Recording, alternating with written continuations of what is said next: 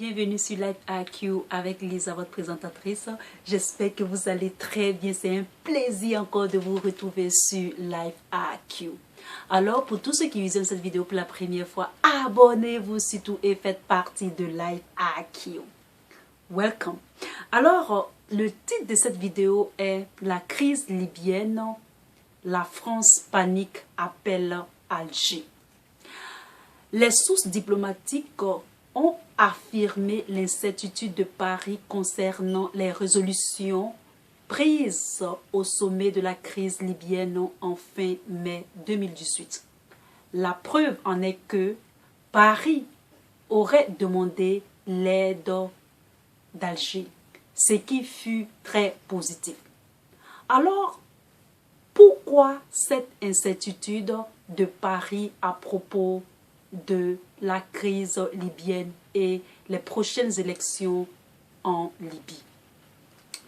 Tout le monde le sait que le président de la France a été vraiment impliqué en dernière position, c'est-à-dire en dernière ligne dans la crise et même jusqu'à la mort du guide.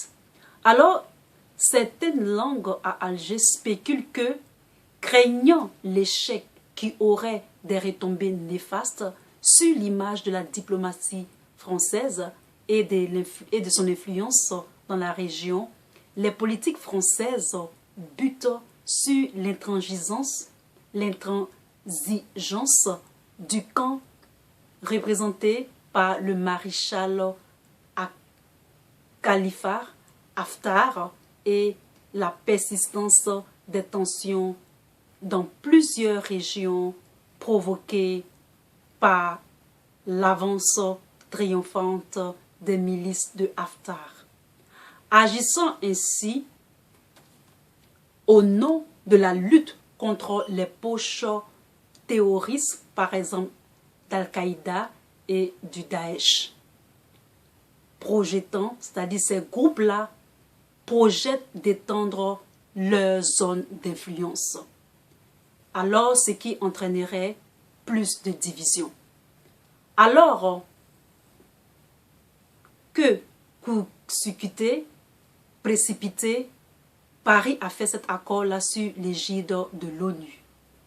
Alors qu'auparavant, le chef de la diplomatie algérienne s'est lui-même rendu en Libye pour réconcilier les notables, les différents clans du régime de la Libye.